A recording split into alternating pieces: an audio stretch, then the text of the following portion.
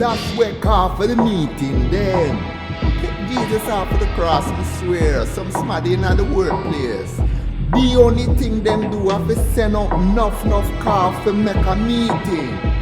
Then 1 week down the line, them send out enough more. That's where the first call for the meeting. Sure. What kind of life that?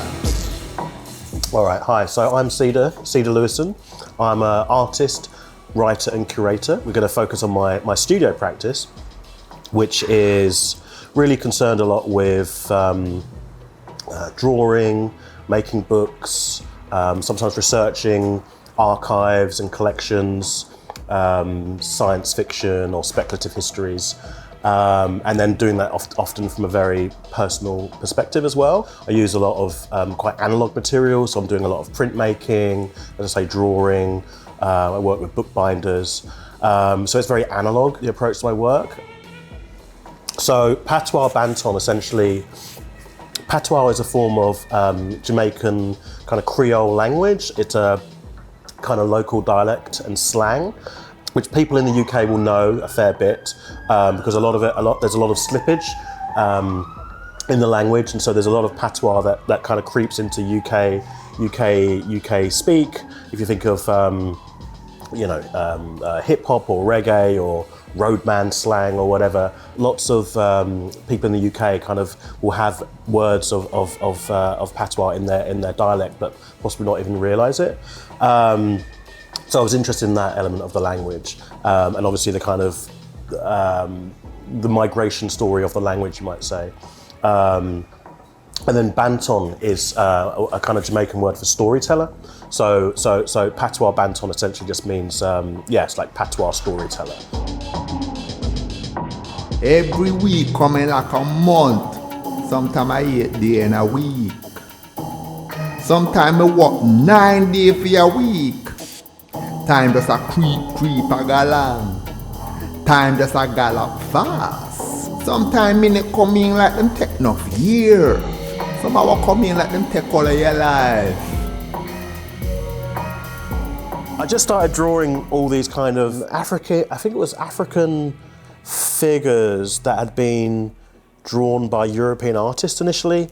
So it was like Hannah Hawk or Modigliani, or basically modernist artists who'd taken inspiration from kind of African imagery in the kind of modernist period. And I was going around these museums looking at these works. And then I'd also see some actual African figures like masks, whatever. So I started drawing those as well, Ethiopian masks or masks from West Africa, or figures from West Africa.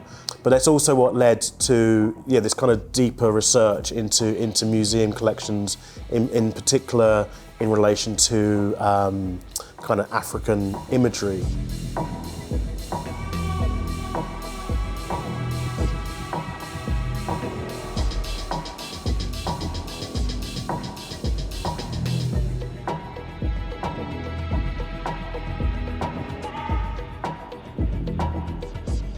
So moving the work from the very analog, kind of hand carved, super basic, like primal, just like carving realm, to the kind of very slick, digital, smooth, screen-based world.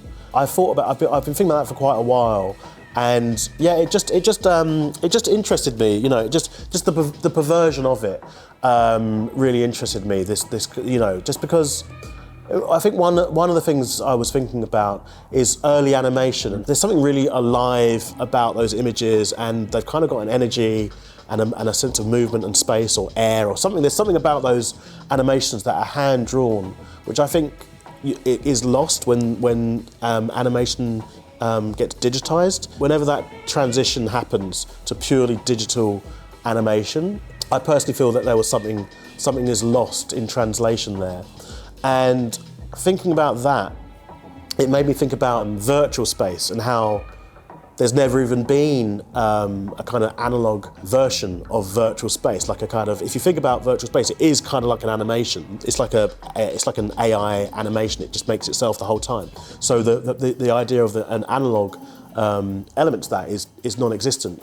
So for me, I was thinking, well, why not try and make an internet that's analog, or a virtual space that's actually all hand-drawn? And what would that mean, and what would that do?